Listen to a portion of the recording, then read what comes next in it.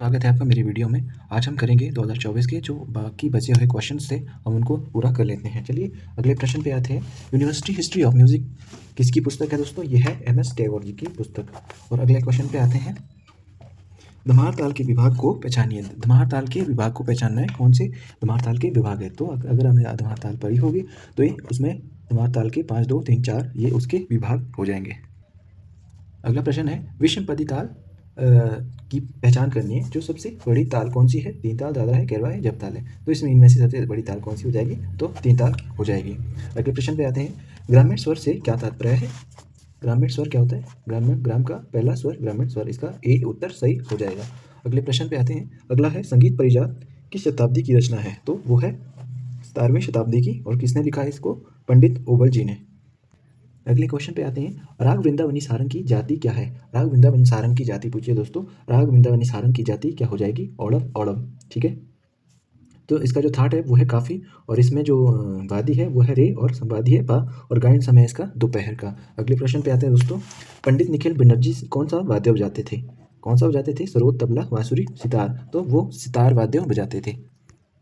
अगले प्रश्न पे आते हैं। शाड़व जाति में कितने स्वर होते हैं? शाड़व जाति के बारे में पूछा है, कितने स्वर होते हैं? तो इसमें होते हैं दोस्तों 6 स्वर होते हैं शाड़व जाति में, 5 होते हैं औड़व में, और 7 होते हैं संपूर्ण में।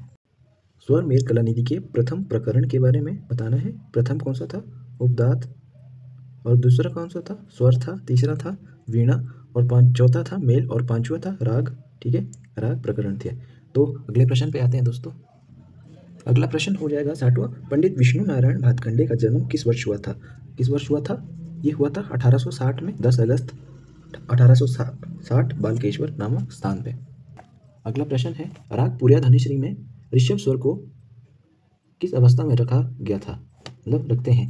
तो राग जो पूर्या धनाश्री है उसमें रे और धा कोमल होते हैं, और इसका थाट पूर्वी होता है, और इसलिए इसका सही उत्तर क्या हो जाएगा? कोमल इसका सही उत्तर हो जाएगा। इसकी जो रे की अवस्था है वो है कोमल।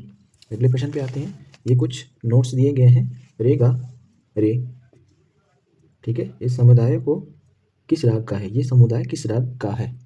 ये है दोस्तों, बताइए आप। काफ़ी का है, अलैया बिलावल का है, तेज का है, तोड़ी का है। इसका है तोड़ी में माँ तीव्र हो जाता है, क्योंकि इसमें रे और गा कोमल है। अलैया बिलावल में शुद्ध है, और देश में नी।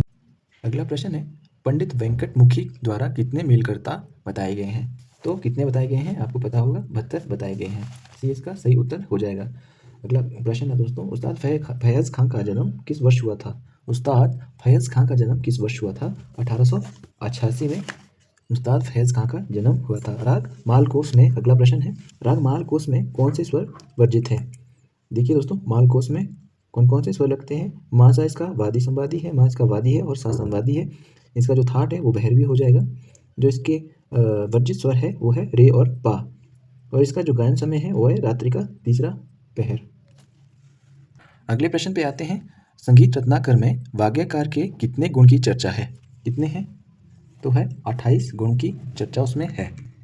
अगले प्रश्न पे आते हैं। निम्न में से 10 मात्रा वाली ताल कौन सी है? बताइए आप। रूपक है, 4 ताल है, झप ताल है, दीपचंदी है। देखिए दीपचंदी 14 मात्रा की है, ये भी नहीं होगी। और 4 ताल है 12 मात्रा की, ये भी नहीं होगी। रूपक है 7 की, इसलिए झप ताल इसका सही उत्तर हो जाएगा। अगला प्रश्न है। नाट्यशास्त्र में कितने अलंकार वर्णित है? कितने हैं दोस्तों उसमें? आप बता सकते हैं। 13 है, 33 है, 68 है, 56 है। देखिए ये उसमें अलंकार तो केवल 4 दिए गए हैं। उपमा, रूपक, दीपक और यमक। ये इसमें 4 अलंकार उसमें दिए गए हैं नाट्यशास्त्र, इसीलिए ये प्रश्न थोड़ा सा गलत है। अगला प्रश्न है। द्रुपद की डाकुर बाणी का संबंध किससे है? देखिए ये भी बहुत ज़्यादा मोस्ट और इम्पोर्टेंट क्वेश्चन है, और साल इससे इस टॉपिक से क्वेश्चन आते हैं, इसीलिए आपको इनको सभी को याद रखना है। वो था ब्रजचंद जी से। ठीक है। अगला प्रश्न है। औड़व जाति का राग पहचानिए। औड़व जाति का राग कौन सा है? देखिए जो भैरव है वो संपूर्ण जाति का है, भूपाली है औड़व जाति का। सही उत्तर इसका सी हो जाएगा। त्यागराज किस संगीत से संबंधित थे? तो वो थे कर्नाटकीय संगीत से। रतन जंकर द्वारा कौन सी पुस्तक लिखी गई? कौन सी?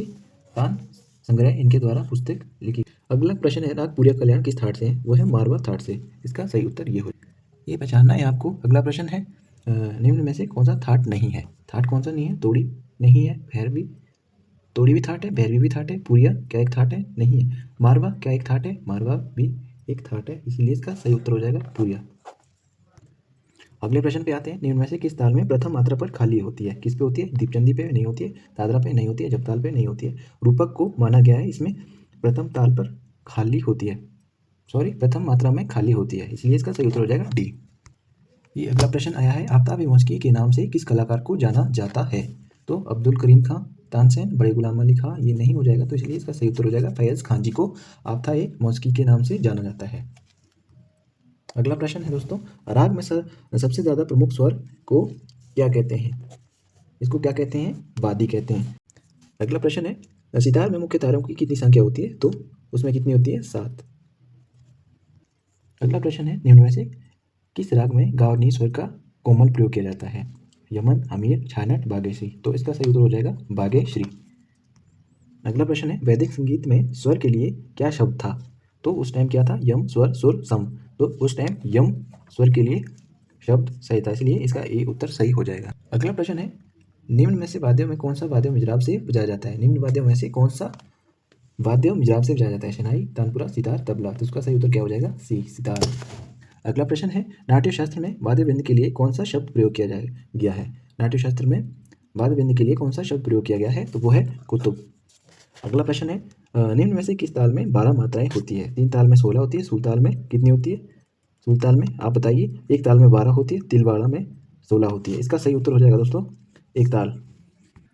ये क्वेश्चन है दोस्तों, ये स्फुरित किसका प्रकार है? श्रुति का, मूर्छना का, गमक का, ग्राम का, तो ये है मूर्छना का प्रकार बी। प्राचीन काल में जो वर्तमान में लुप्त हो चुका है वो कौन सा संगीत है? देसी संगीत है, गीत है, मार्गी संगीत है या ठुमरी है? इसका सही उत्तर हो जाएगा सी, मार्गी संगीत। अगला प्रश्न है, संगीत रत्नाकर में कितने विकृत स्वर माने गए हैं? उसमें कुल कितने माने गए हैं? 19 माने गए हैं, तो उसमें विकृत कितने हैं? 12 है और 7 शुद्ध है, इसलिए इसका सही उत्तर हो जाएगा बी, 12। ये गायक का एक अवगुण पहचानना है। वेताल, सोचिए ये जो लिखा है, और ताल गे, तो विताला गायक का एक अवगुण हो जाएगा। कौन सी ताल ध्रुपद के साथ बजाई जाती है? एक ताल, तीन ताल, जपताल, चौताल। चौताल ध्रुपद के साथ बजाई। तो राग की पकड़ से क्या क्या तात्पर्य है? राग की पहचान करने वाला समूह, नीचे से ऊपर की स्वर वाला गाना, या ऊपर से नीचे की ओर स्वरों का गाना, या विवादी स्वरों का समूह? इसका सही उत्तर हो जाएगा ए, राग की पहचान करने वाला स्वर समूह पकड़ कहलाता है। अगला प्रश्न है, किस राग में ठुमरी दादरा गायन विधाएं नहीं गाई जाती?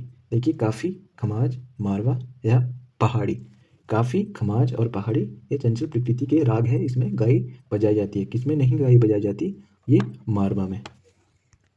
यह अगला क्वेश्चन है, निम्न में से बांसुरी वादक को पहचानना है। कौन थे? रविशंकर नहीं थे, हरिप्रसाद चौरसिया, इसका सही उत्तर हो जाएगा।